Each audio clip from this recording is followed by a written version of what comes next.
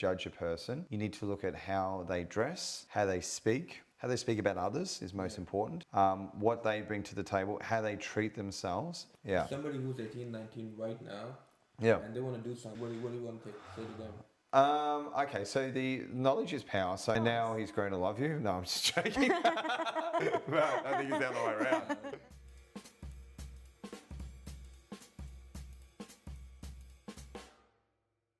Hello and welcome to Arum Talks, where we talk about mindset, Business and stories. and struggles. Because as we say, everybody has a story. And today, who do we have, Anna? We have Steve with us. Mr. Steve Mac. Very excited to be here, guys. Thanks for having me on. Thank you Thank you for coming, Steve. It's good. It's a good Friday. It's always time to. I think most importantly, I think there's always time in your day. Yeah. We talked about that before off the camera. Yeah. But I get to a point now where I don't think that anyone could ever say they're too busy. Yeah. There's You're never too busy. never too busy. You got to make time for it if it's important. You gotta make time for everything. Yes. Oh. Here we are. Otherwise, there is no time. No. Steve, tell me, I've seen you, in this field. Tell us a little about your work, and then I'm going to know, how did you reach where you are today? Perfect. The backstory. The backstory. Yeah, Yes. I wanna know the Well, backstory. it takes it. Everyone wants to know the backstory. Yes. Very competitive is the first answer.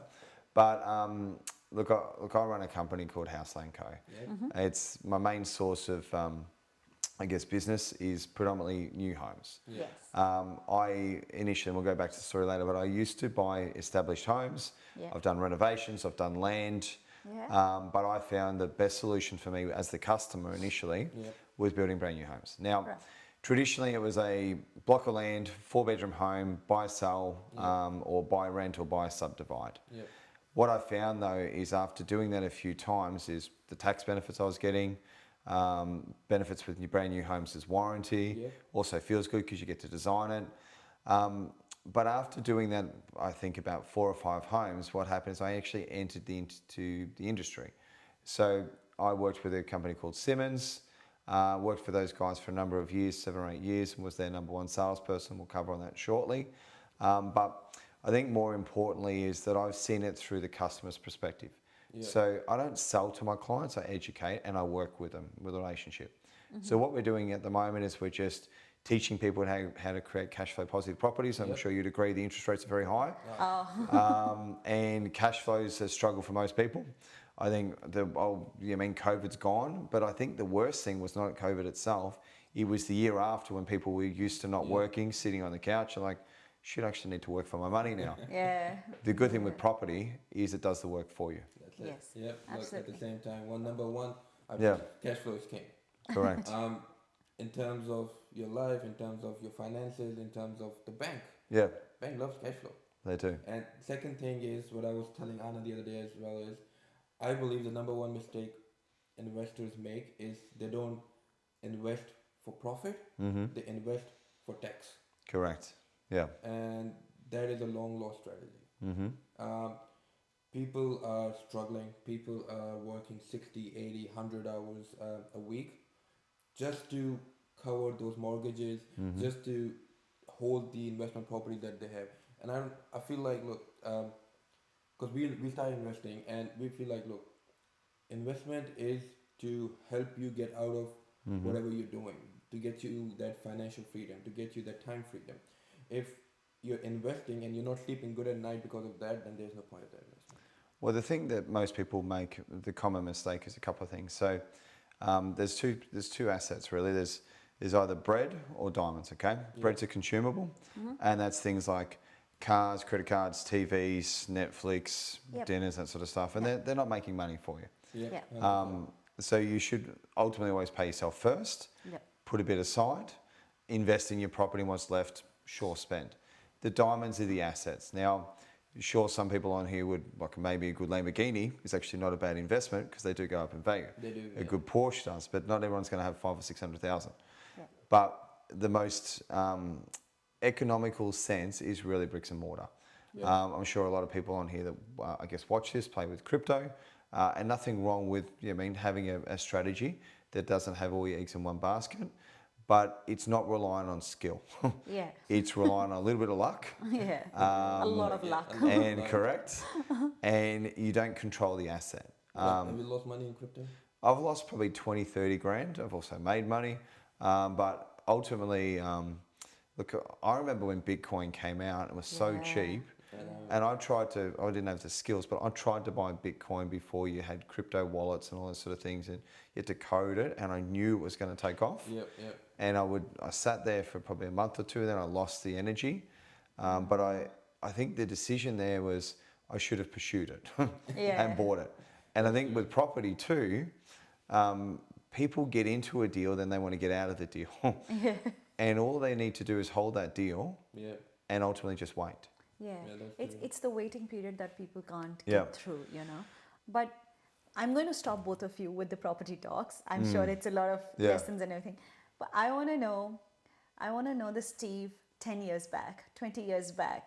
Who were you before you are what you are today? Okay. What made you today? So basically, your journey till House and Land Co. Yeah. Your journey till, if a lot of people know, but till Lux Events. Yeah. So how did that came into play? It's a series of, let's call it chapters, okay? Yeah. So at the age of, I'll summarize it, but the age of 4, I took up karate, okay? So Okay. I learned respect, discipline, focus, how to read a room, but I also learned that if I won, I got recognition. Yeah. So first of all, I really enjoyed the sport. I enjoyed training with a team, but then I enjoyed the competition. So the competition for me was either kata or kumite, so fighting or series of moves. Yeah. But after a number of years, I ended up grading quite well. I was Australian champion. So for about 6 or 7 years, I went and fought in Hawaii. Oh wow. So I went to Hawaii, and my first overseas trip. So I think sometimes it's always important for kids to get a passion for travel. So I learnt the world was a lot bigger than Australia. And when you're in Hawaii and you're looking around, you're with movie stars, you're with some really cool people, Yeah. you're inspired. 100%. And I got a taste of what success would feel like if I did well. So I came back from Hawaii. Now, we didn't have a lot of money. Mum and Dad had split up, and Dad had moved to Ben, so it's a couple of hours away. Still would come and visit, great guy, still pursued his martial arts, but lived a separate family. So there's Mum on a single wage. I was at a Catholic school, and then from there, I had to go to a public school. Now, I made a choice because I know it's expensive. Yeah. I said, I'm going to go to the public school. My brother, he can go to the Catholic school because I can look after myself. I thought I was tough. I was popular. Day one at public school, absolutely awful. Really? Yeah, I had heaps of people try and beat me up because they heard I did karate. They're big, tall people, big year 12s. There was kids smoking. I wasn't used to this world. They were rough. They'd knock into you, and I had no friends. I only had one friend. It was a rough world then. It was a whole different wake up. Now that taught me how to survive because then I had to think on my feet. So what I learned there is physical strength's not enough. Yeah. How do you get smart? So a couple of things too is there was some kids there that were always at the canteens, and I wanted to get the hot dogs and the milkshakes and all that sort of stuff, and Mum didn't have enough money. So what I did there is I created businesses. So the age of 12, I had 6 businesses. You were already an entrepreneur at that time. Correct. And I was lawn mowing. I was a golf caddy.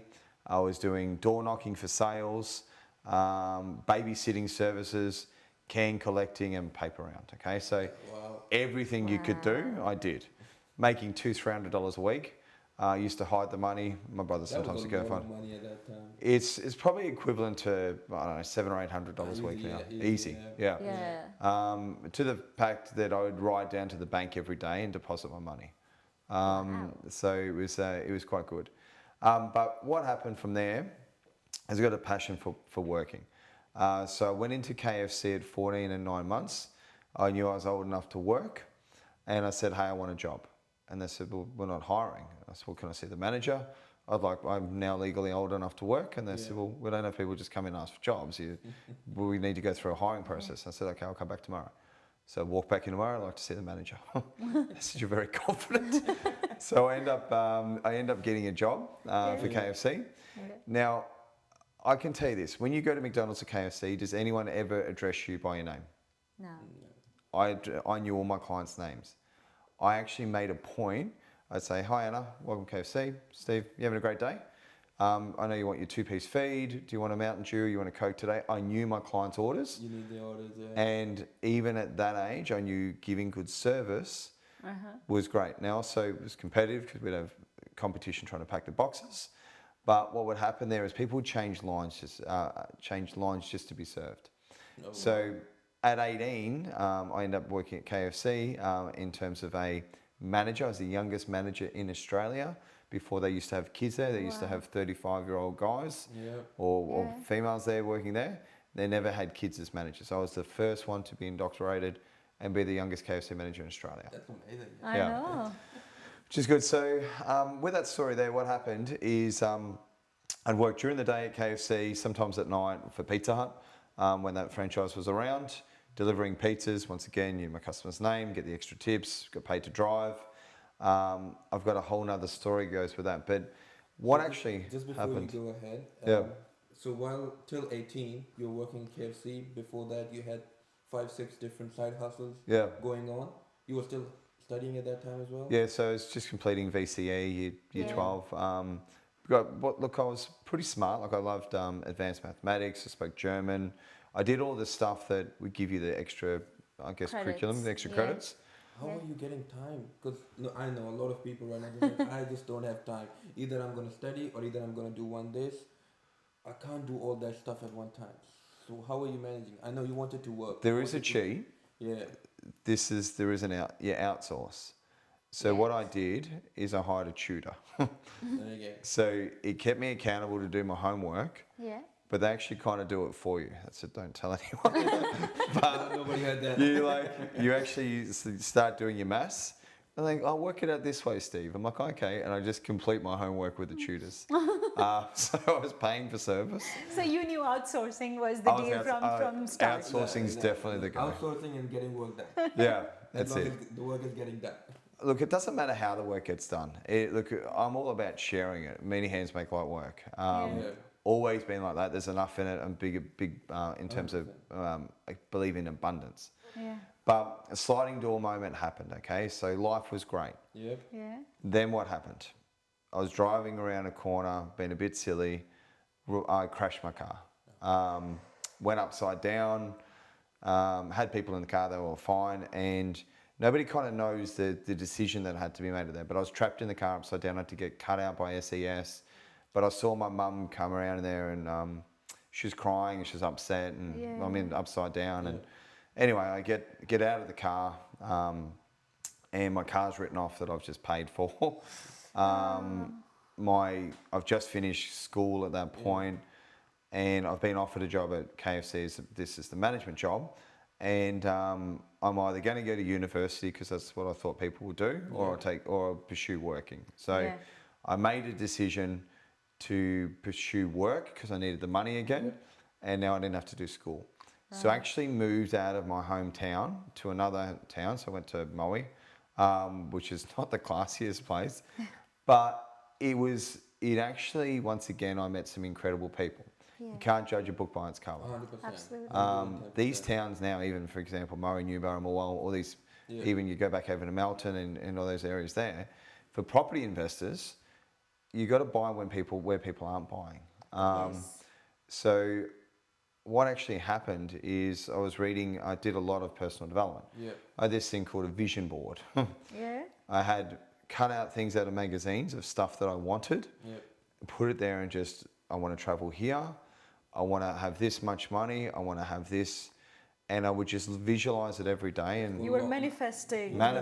That's called law of attraction. It was definitely law of attraction. I didn't know it at that time. I just thought it was cool stuff on a board. And then I was reading books. Now I read a couple of good books, but Think and Grow Rich was a fantastic book. And then Robert Kiyosaki's Rich Dad Poor Dad.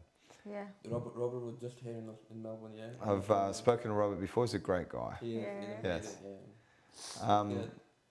Yeah, so with that, so I read the book, Rich Dad Poor Dad, and I'm like, I need to buy property.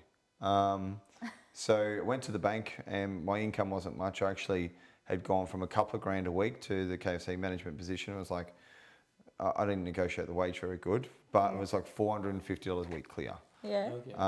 Don't even know how I lived on that. I actually was I got my first paycheck and I was upset because I paid my bills and I had no money left, and I'm like, I'm not used to this. Yeah. And now because I'm committed to a management position, I wasn't allowed to outsource or work anywhere else. Yeah. So I was actually hamstrung. I made a decision for the greater good, but a sacrifice at the time. Right. So I went to the bank, and the bank said to me, hey, you can borrow $30,000. I'm like, where am I going to buy a house for $30,000? Okay. And my KFC manager at the time said, hey, I'll do you a favour. I'm actually thinking of selling my house. I'll sell it to you for $29,500. I bought my first house. Wow. Yeah, yeah, The power of manifestation really worked for you. yeah, Yeah, that's amazing. yeah. But that's kind of up to them. Was that? So that was in Newborough. Newborough. Yeah, Okay. yeah. Okay. But there's a whole other story there. Depends on how deep we want to go. But it's a fast forwarding with that. I've had my. You want to stay on the service level. That's fine if you want to go deep. Oh, we can go deep. So another thing happened. We had a child. So Okay. so I'm 43 now. My son's 23. Yeah. And as a 20-year-old that just wants to go and conquer the world, I can guarantee you that wakes up pretty quick. Yeah. We made a decision to be the absolute best parents that we could do. So my whole lifestyle had to change. Yeah. Right. And that really matures a 20-year-old, I guarantee you. I'm sure. That adolescence that I had was still playful, was gone. Yeah. Trust me, I know. It's a toughie. So Hey, you're 30 at least. 29, I haven't even Okay. turned 30 there's yet. no sleep. There's different 29. things. Yeah. 29. But it's a beautiful feeling, okay? Yes, And it is. then you go from working for money, for working for others, for working for contribution. Yes. Yeah, yeah. So did that, bought a few more houses. But what really sort of happened was that I started buying all these old houses, and then I started getting hit with maintenance, like re-stumping, rewiring. It was just terrible. And that was very costly. And I'm like, oh, there's got to be a better way. So what actually happened is my KFC job that fell apart. I didn't turn up for a shift, but it was already coordinated that someone else had asked me. They'd actually asked to change a shift, and they were meant to do my shift. Yeah, okay. Meant to do theirs. They didn't turn up. So it was put on me that I hadn't shown up when in fact I'd actually done the right thing. Yeah. But I'm very big on principle. My boss rang me and abused me and said, "You're fired." I said, "But I actually haven't done the wrong thing." Yeah. I said, "You've made a mistake. This is who's meant to be on." But the fact that they were prepared to let me go in that instant showed my value wasn't worth much. Yeah. Right. So they rang me back the next day and they said, "You're not fired. We're good. We're sorry about the mistake." I said, No. You fired me yesterday. I'm down. I'm out." Yeah. Done. Yeah.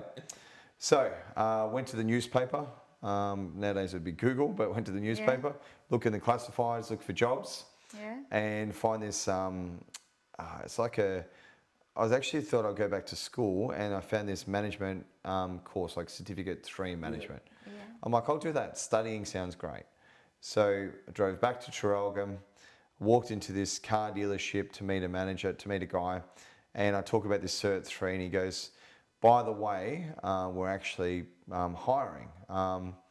Would you like to sit in on an interview?" I said, "Sure." I walk in, and I don't know why, but I dyed my hair blonde. I was a bit silly. So I went and sat across 4 people, and they interviewed me, and I was just, "Who are you? What are you doing?" This sort of stuff. And I said, "I'd love to sell this for cars." I said, "Love to sell cars." And then he goes, "Where do you see yourself in 5 years?" And there's a guy interviewing me, and there's 3 other guys. I said, "Well, what do you do?" Yeah. He goes, "I'm the dealer principal," which is the highest rank you can have. Yeah. I said, "I'd like your job." So he laughed at me. That was gutsy. It was gutsy. I ended up getting the job. I read my report years later. They actually showed me my interview notes. It said, very cocky, will make great salesperson, needs to cut his hair. Yeah, that's it. So, look, that was a lot of fun. But what happened there is I sold cars, used cars for 12 months. So this is like the old houses. Yeah.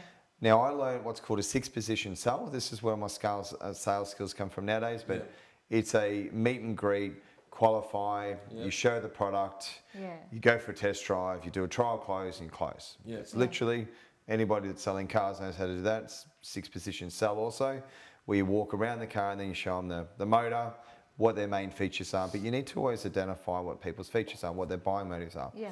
I learned so much skills in those times, but the challenge that I had is I worked without gratitude.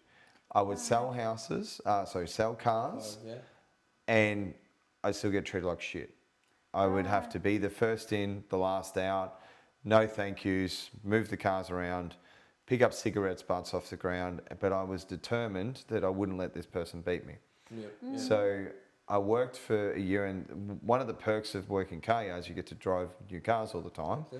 My first car was like, I swear it was a joke, like a pink Micra. It was an insult, okay? But I drove it, and I went, I've got you. Yeah. The only way from here is up. I drove that car with pride, and I'm like, I'm going to own it. Some people would be sour about it. I'm like, now you have to give me another car. And then, because I'm going to sell that car because I hated it. So I sold it, and then I'm like, I need another drive car, please. And I worked my way up, and I said to the manager, I said, if I sell 3 cars in a day, I want that car to drive home tonight. So I was able to entertain, get nice cars, fuel, and live a lifestyle that I didn't have to pay for. We'd almost say outsourcing. Outsource my life and had this lifestyle. But I'd done 12 months of used cars, and things go wrong. Okay, cars come in under warranty, that sort of stuff. And then Nissan rings me, which is a guy called Andrew Beckett. Great guy, and sold a car for him on day one. And he did something that I hadn't seen before. Put his hand out. He said, well done. And I'm like, what? What are you doing?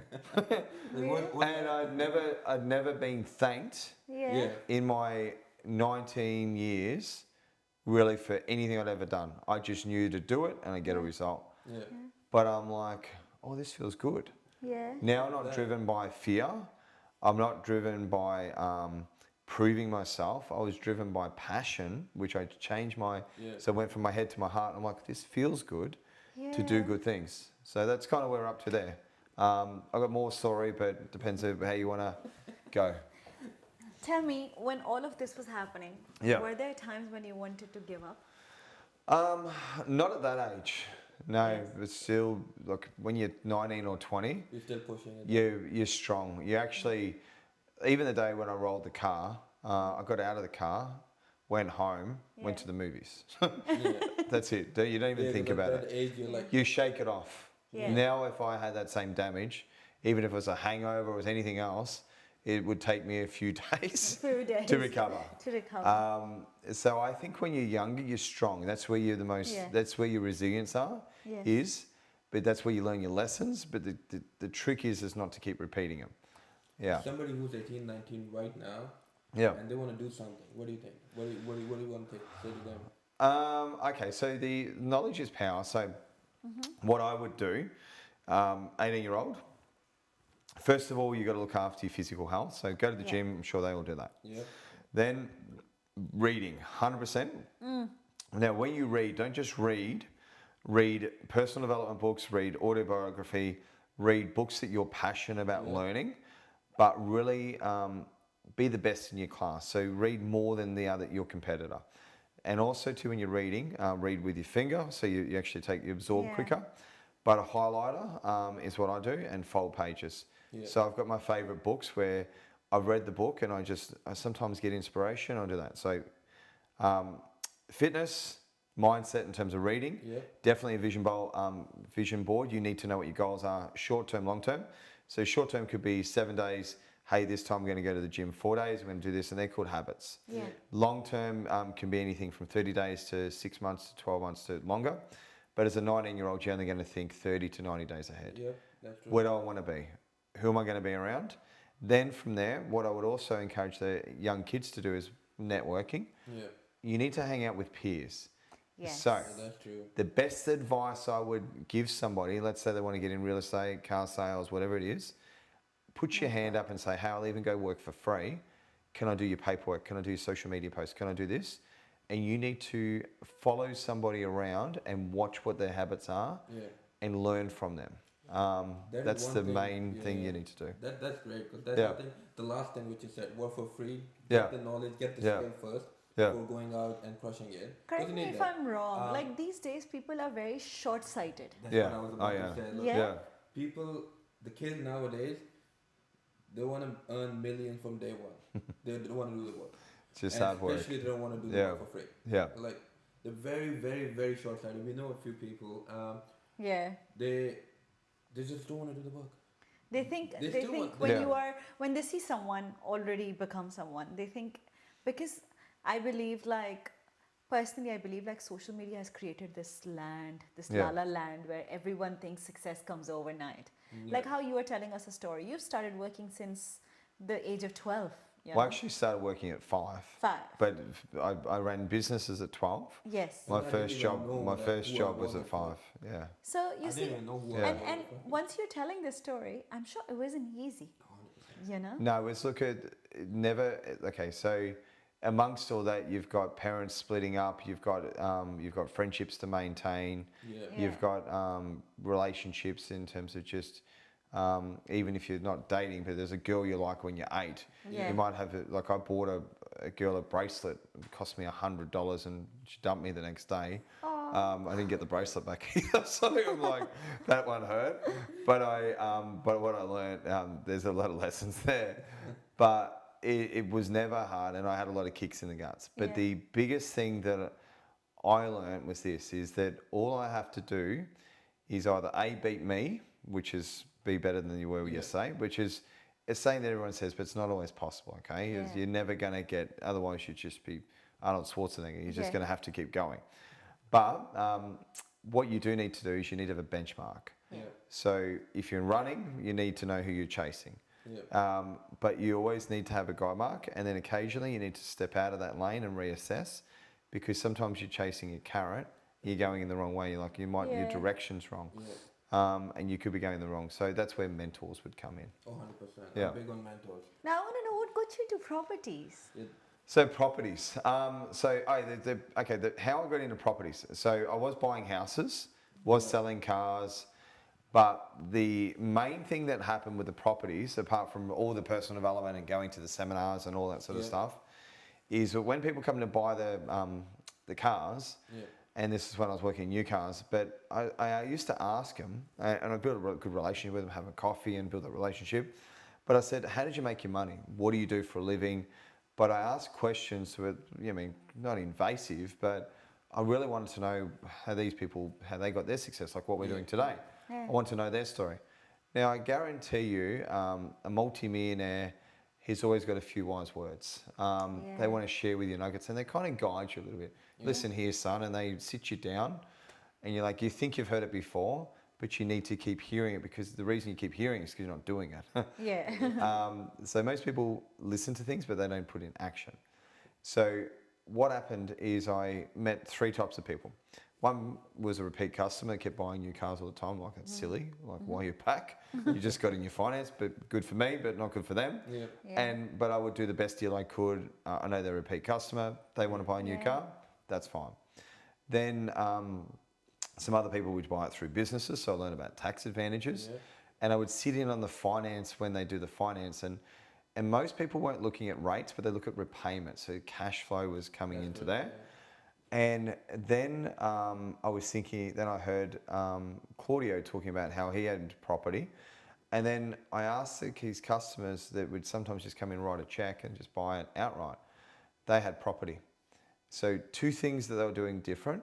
One, they didn't borrow the money from the finance. Let's say it was 10%.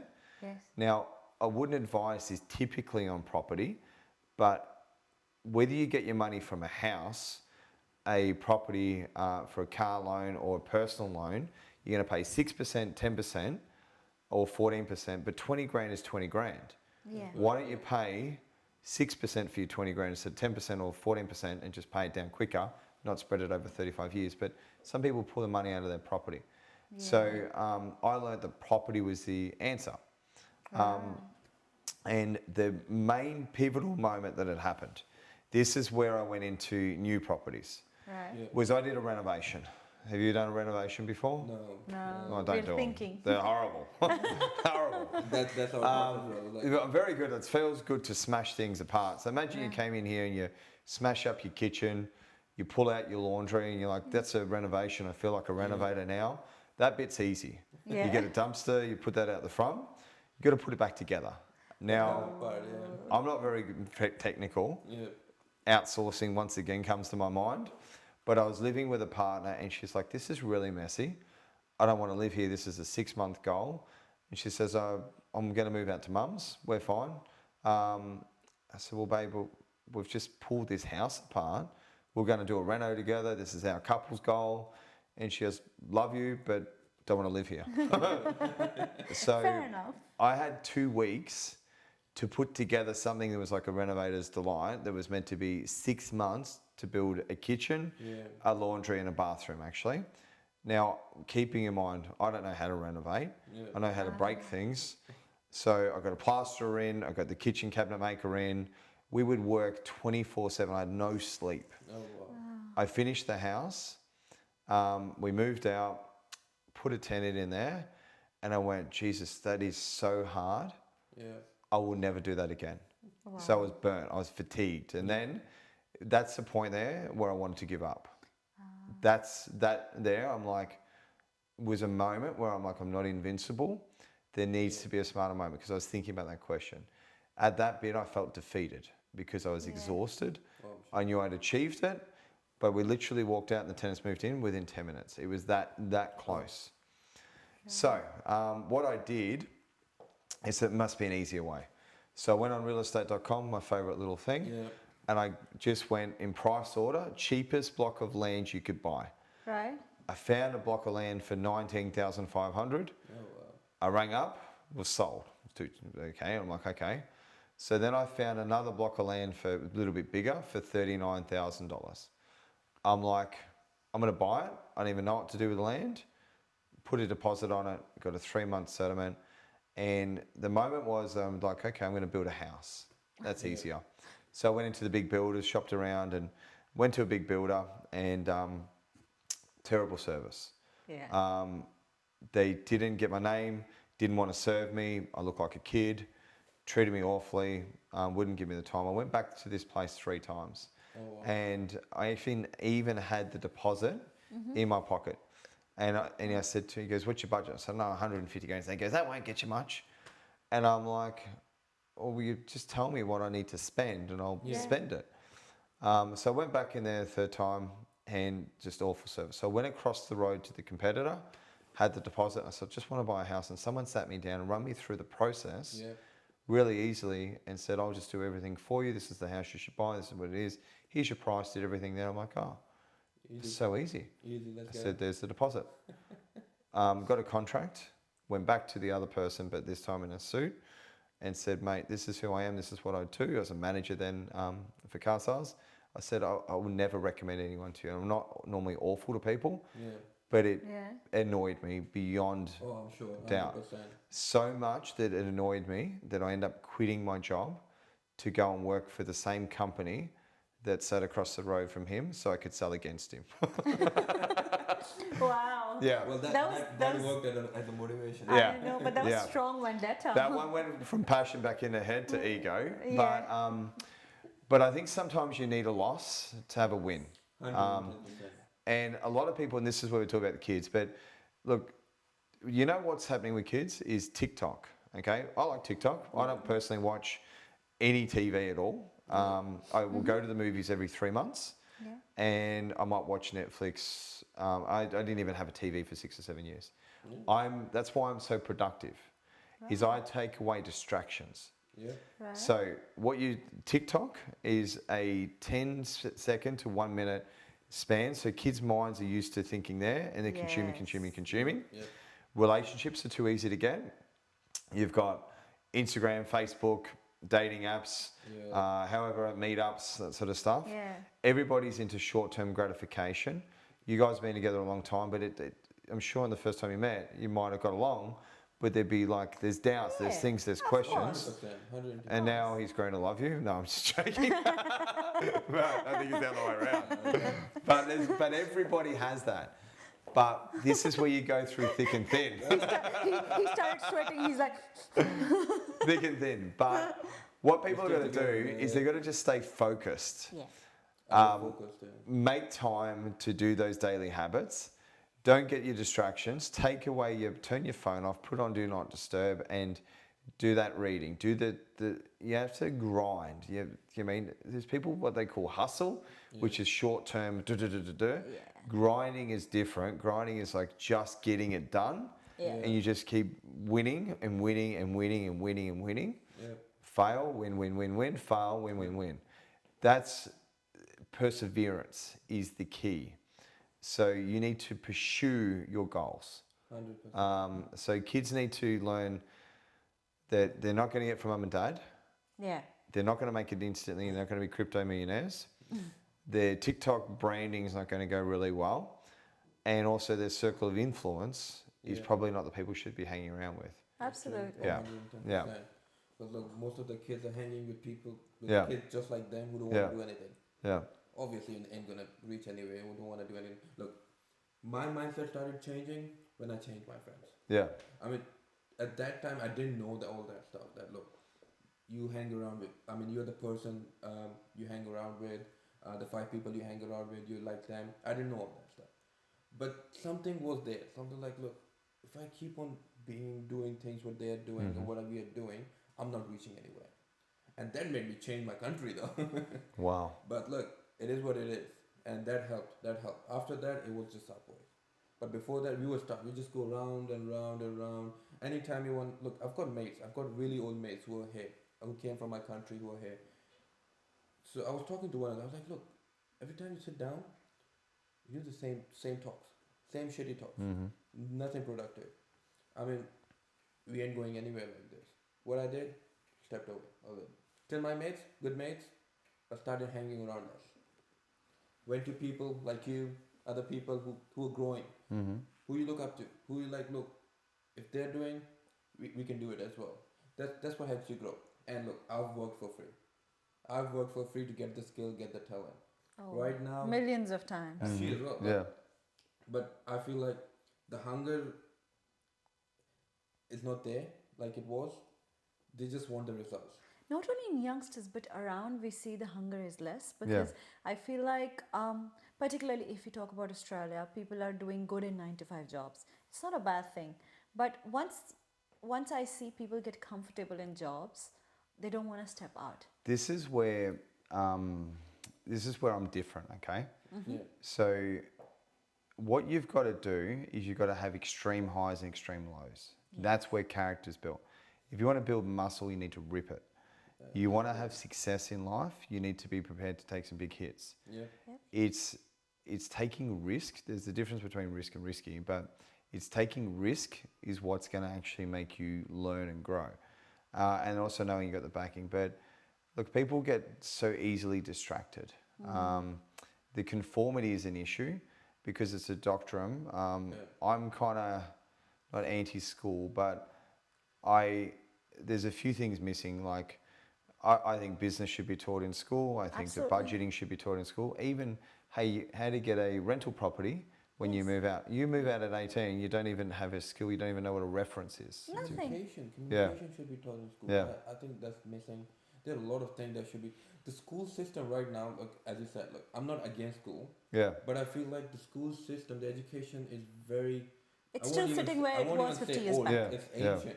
Yeah. It's very, very old.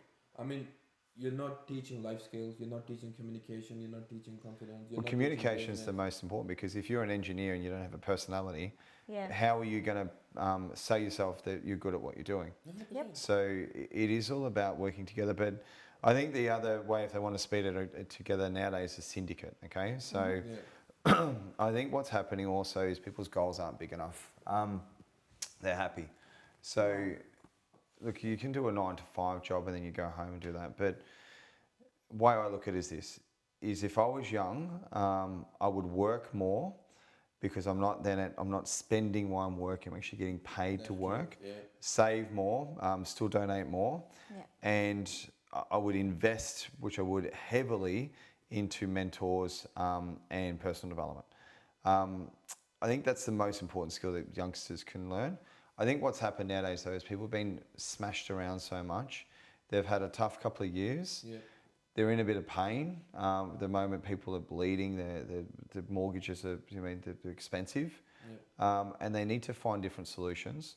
And they're also looking for those solutions in the wrong areas. Yeah. It's too much drugs, too much alcohol, too much obesity, too much. Yeah. Look, I think you need to, if you're going to judge a person, you need to look at how they dress, how they speak about others is most important, what they bring to the table, how they treat themselves. Yeah. And then there's also what goes on when there's no one watching. What habits are they doing there? That's the only person that's accountable for that is the person in the mirror. And I think what people need to learn is to think in a more positive manner. Yeah. Manifestation, as we would say. But I am manifestations. But that's not, the spiritual side of it's not taught, the universal side's not taught. But I think if you really want to learn a bit about the world too, you should go travel. Go to other cultures. Because traveling is number one. Yeah. If you want to learn, if you want to grow, traveling. You need to see that the world is very big.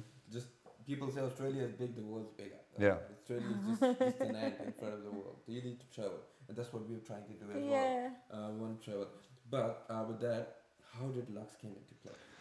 I like this. Okay, so so fast forwarding, been networking forever. Yeah. I'll give you a skill. Okay, so what I learned is when you go to a networking event, there's different types of networking events. You're gonna walk in a door. So I'll teach you a skill here. You walk in the door and you observe the room. Yeah. So you either A, take a friend with you, 2, you know who you're going to meet there, or 3, you've done a bit of research before you get to the venue. So you always got to do a bit of research. Who's in the room? Who do I want to meet? And what's the event for? And who am I supporting? So you're either going to walk in by yourself or you're going to walk in with a friend. Now, normally when you walk into a networking event, somebody's going to register you. There'll be a team of people. Hey, welcome. Is this your first time here? This is the event. Now, the key to this is making friends at the door. The person that registers you typically is married or dating the person that's the speaker because they're working together. If you guys are at an event, you're going to help each other. Someone's going to go around and set up and someone's going to speak and you're going to run around, you're going to meet and greet the guests. Right. So what I'd do if that was you, and I'm like, hey Anna, thanks. What's this event about today? So I asked the host what the event's about. I said, who's speaking today? I heard Ashok speaking. I said, I've heard a lot about him. I heard he's a great investor, that sort of stuff. How long have you guys been together? Bit of a cheeky joke. You like say, okay, we've got a kid together. I said, learn the child's name. And say, well, do you mind if I just get a quick picture with Ashok before he goes on stage? And then you get the third party edification. So you do the intro for me to say, I've met this nice guy and I'll say, oh, can I help you? Now, whether the help's taken or not helping, take him. Then you get to meet the speaker there. Now, when you go to a networking event, 3 types of people you should meet. This is my theory. Some people work a whole room, hand out business cards. I'm not big on business cards. I'm big on social media as my business card. 3 people. 1 is someone above you. So that's typically the speaker or somebody in the room that has what you want to have. Right. Then you need to make a friend, somebody that's your equivalent. You're like, hey, we're going to hang out. We're going to sit next to each other. We're going to work the room. That's your ally. And then someone below. Now, I don't mean that with rudeness, but I mean that somebody else that needs a hand. You've got a young kid that's sitting next to you, or somebody's a bit introverted, or somebody a bit quiet. You help that person. You don't isolate that person, and you bring them so they get somebody, and it feels good to give that you help, and you introduce them to some people. You'd be surprised that maybe Timmy there is kind of related to somebody and might have some friends that you need to know at some point. So once again, with networking, it's not about the person in front of you, it's about who they know. With that said, so the meet and greet, get the photos, be present, be nice, go there and take notes. But then what happened with Lux was that I've been to a million different other events and fantastic, but I made a decision many years ago. I was in Anthony Robbins. I walked over fire, done all that sort of stuff, unleash the power within. Everybody's done that. Well, not everybody, if they should definitely do that. Walking on fire is pretty crazy. But I saw Robbins on stage, and in that moment I had an epiphany, and I liked what he was delivering, and I said to myself, I no longer want to sit in the audience. I want to be him. I want to be up the front. I want to lead. Nice. So I'd rather facilitate the network than be part of the network. So went to a heap of events, and they're expensive.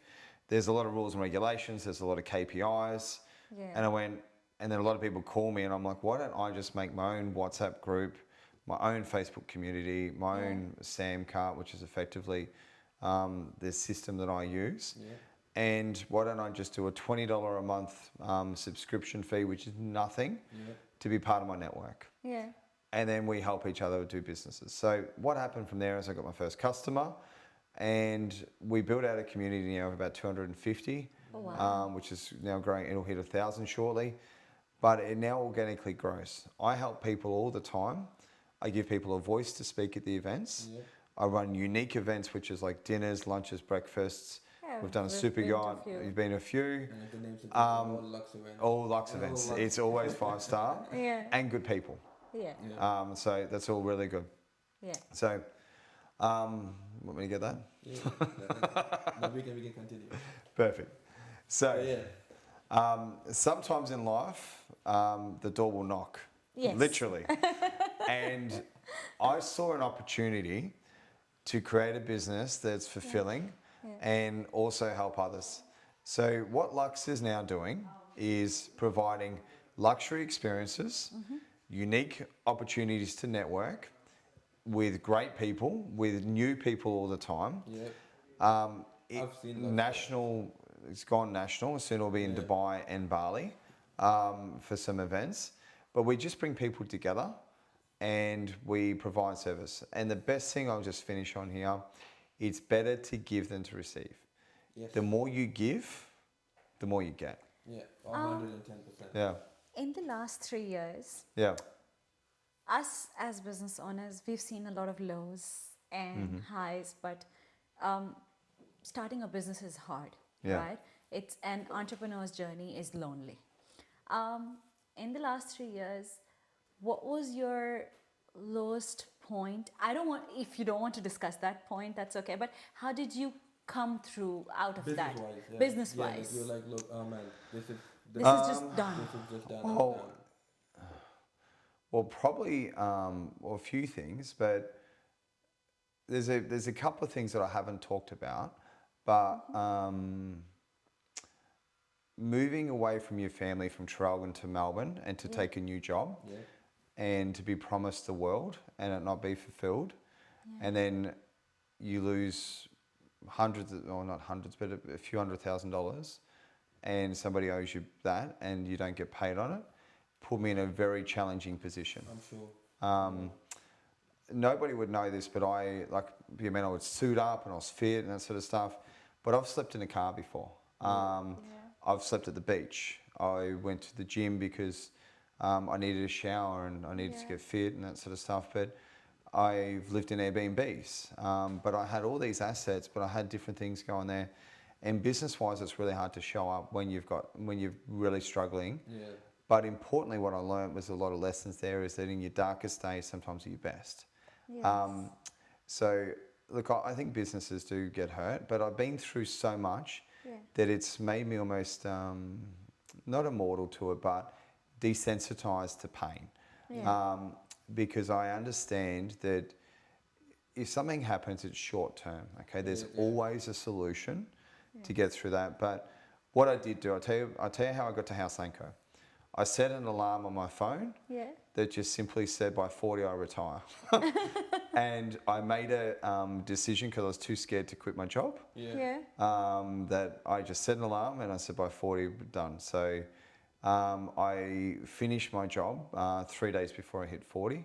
Yeah. And then COVID came around. So Oh, it was wow. around there, and then I had to work from home. Okay. So look, that was pretty crazy. But what I did learn is that why everybody was going through COVID in Melbourne and lockdowns Yeah. is I had a national property business. So I was Right. able to do Zooms and that sort of stuff. Yeah. But I grew that. But probably the hardest things is that going into business with other people hurts. Yes. I would never I don't really recommend that. It's never really worked out. You be generous and it costs you. Yeah. I think the best thing to do is to go and pay for advice or go and get mentored by somebody, but don't go into business. And that's, I'm sorry for the people that are in business with other people, Yeah. but it's hard because you could carry 80% of the work and get 50% of the results. True that. And it is nice, but you're better off having that person as a contractor, and then they can move on if need be. Or better is having that person as your wife. Or even have your wife. Well, we can't go into business. I'm sorry. You're marrying. But I think that's where you guys just talk about alignment. But- you guys are great. Yeah. Yeah, but I remember you're the second, third person who said this. I mean, I think it can become a highlight of for everyone who's looking for that downfall right now and wants to come up. Every time you are in a problem, there is a solution. Look for a solution. Yeah. I remember, Steve, when before we started our business a year and a half back, we met you, and we came to one of your dinners. That time Lux was not there, but you had arranged a dinner. You were into this all the time. Yeah. And the day we walked out of that dinner, you're like, "What are you waiting for? Just do it." Yeah. I think that little encouragement, you don't know, but it worked for us. I came home and the next day I told Arshak, I'm like, we should. He's like, no, let's take a time. I'm like, no. Did you see what Steve said last night? Just do it. And he goes like, yeah, but wait. That's when Arum and Co started.